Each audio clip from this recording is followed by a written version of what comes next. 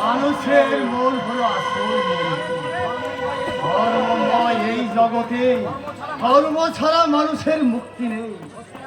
অত্যাচারিত অবহেলিত মানুষের সেবাই হলো আমার জীবনের একমাত্র লক্ষ্য।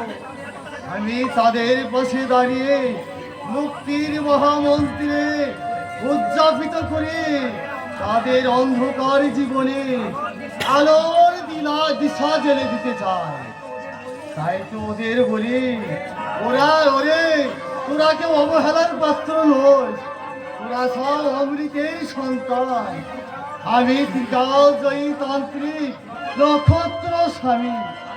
আমার কাছে ছুটি আসছে বহু আমলা অফিসার, এমএলএ মন্ত্রী, এই দেশের বোকা জনগণ যাদের জননেতা বলে মাথায় করে নাচছে, তারা ত্রিকালজয়ী নক্ষত্র স্বামীর পায়ে মাথা রেখে বলছে